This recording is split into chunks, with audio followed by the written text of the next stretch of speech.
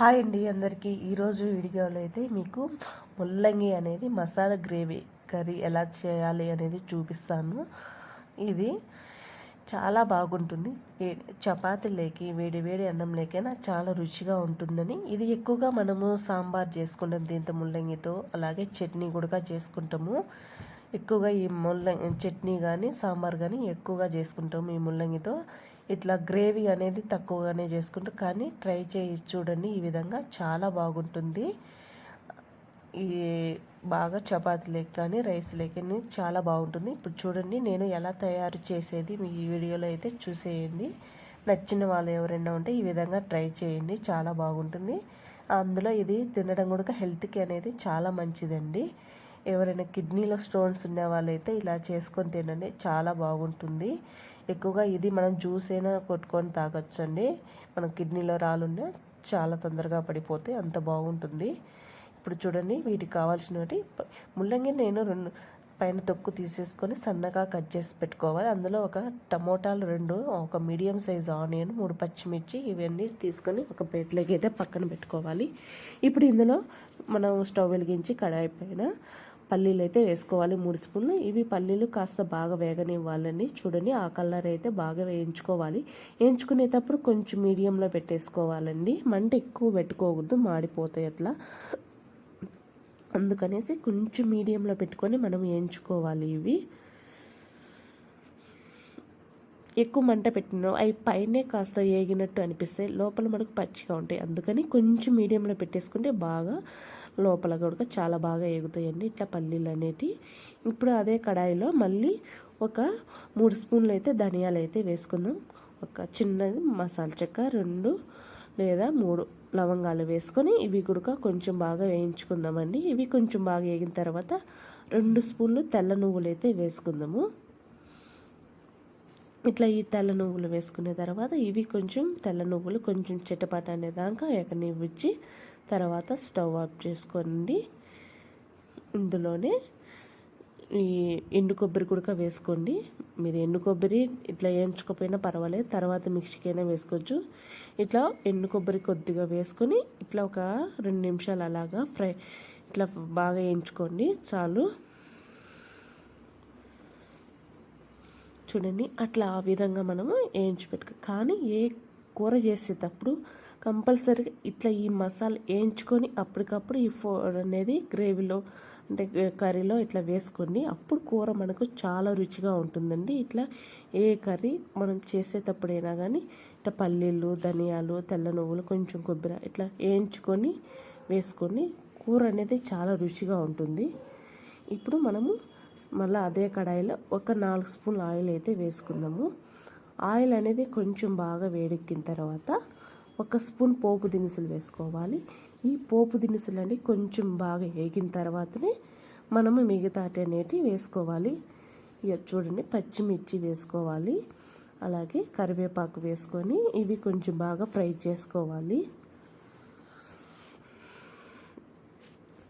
ఇట్లా ఈ విధంగా కొంచెం బాగా ఫ్రై చేసుకున్న తర్వాత ఆనియన్ అయితే వేసుకోవాలండి. ఆనియన్స్ కూడా కొంచెం బాగా ఫ్రై చేసుకోవాలి.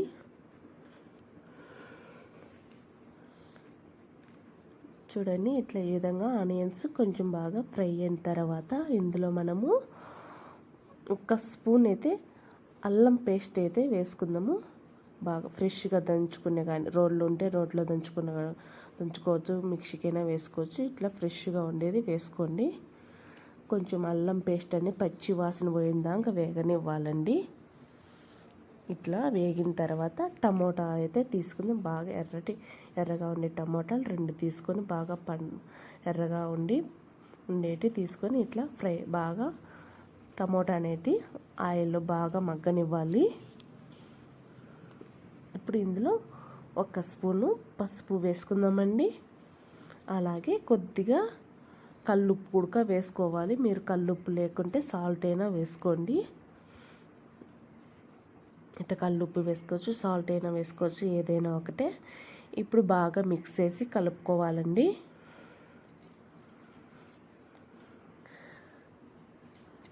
ఈ విధంగా మూత పెట్టేసుకొని కొంచెం టమోటాలు మగ్గనివ్వాలి.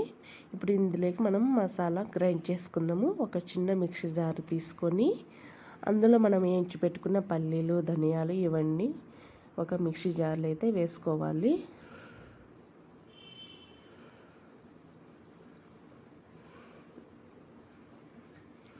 ఇట్లా వేసుకొని తర్వాత మనం అందులో కారం ఎంత తినగలుగుతారో అంత చూసి వేసుకోవాలి. నేనైతే 2 స్పూన్లు వేసుకొని ఇప్పుడు మూత పెట్టేసుకొని కొంచెం బాగా మెత్తగా గ్రైండ్ చేసుకోవాలి.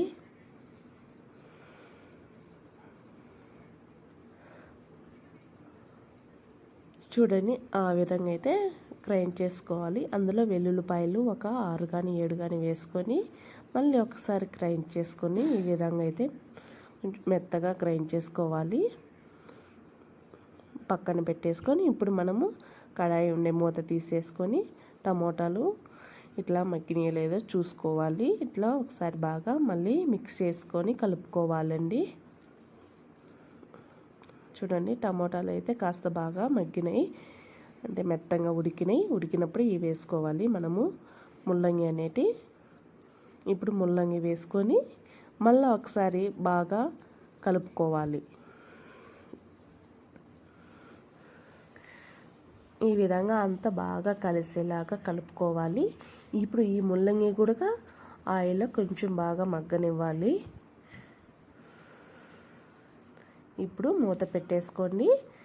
ఒక 10 నిమిషాలు ఒకసారి ఇట్లా మూత తీసేసుకొని చూడండి.